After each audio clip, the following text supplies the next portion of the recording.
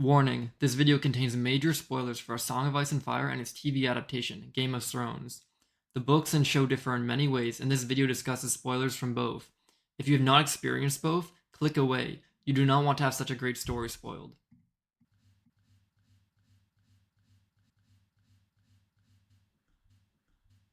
In a world where plotting and deception are common, Eddard Stark stands out as one of the most honorable and virtuous men in Westeros. In this video, I analyze various moments when Eddard showcases his virtue. In the very first scene after the prologue of A Game of Thrones, Eddard first demonstrates his honor in a very tough situation. A deserter of the Night's Watch is found in Lord Eddard Stark's lands, and the rule of the Seven Kingdoms is that deserters must face death. The deserter is a sympathetic character.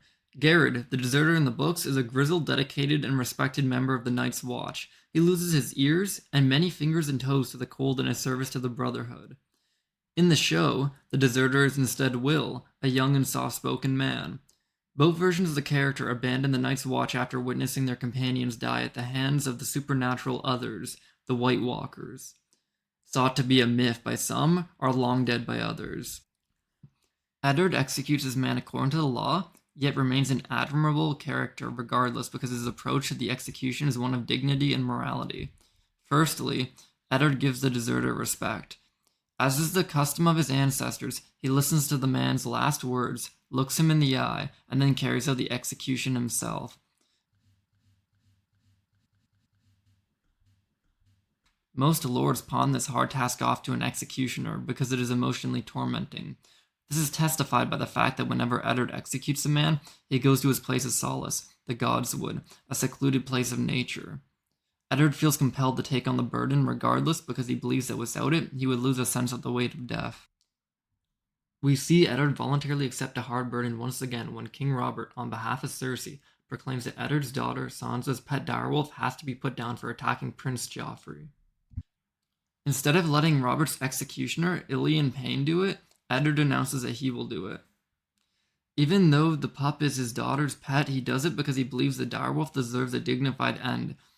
It should die at the hands of the lord who wears the direwolf sigil, not an executioner. Another quality of Eddard is his unshakable willingness to speak his mind.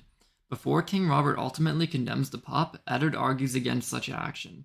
Furthermore, prior to this incident, as well as later on in the story, Eddard urges Robert to spare the life of Daenerys Targaryen.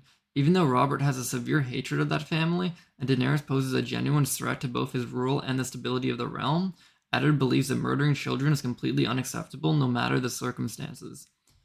The last time Eddard speaks out against the assassination plot and Robert refuses, he resigns his position of Hand of the King in protest. Robert, while furious at Eddard for his view, ultimately, when on his deathbed, comes to agree with him and thanks Eddard for being the only man who was ever honest with him.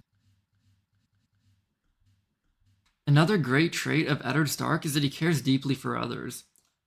Firstly, even though he and Catelyn do not know each other much prior to being married, they make things work out.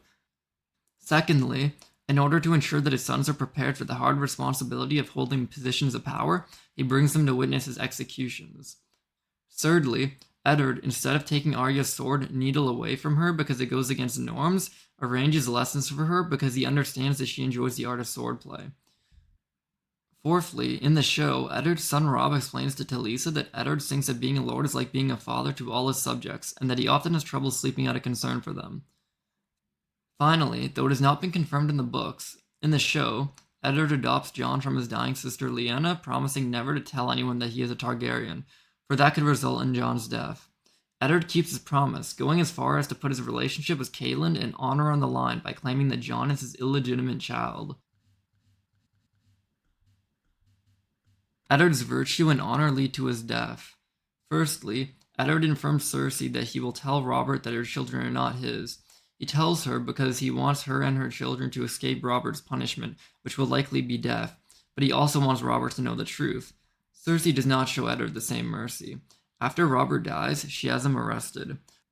When brought before the public, Eddard once again shows his virtue by falsely confessing that he had planned to kill Joffrey, hurting his own reputation in an attempt to save his daughters from retribution. Sadly, even though one of the reasons why Eddard warns Cersei is to save her children, One of her children, Joffrey, orders Eddard to be executed. Does the fact that honor and virtue got Eddard killed mean that he is wrong to prioritize these traits? No, not at all. Even though Eddard dies, his personality has a lasting positive impact on many.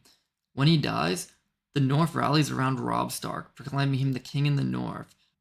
When Robb dies, a Northern lord, Wyman Manderly, fights to get a Stark back in control of the North.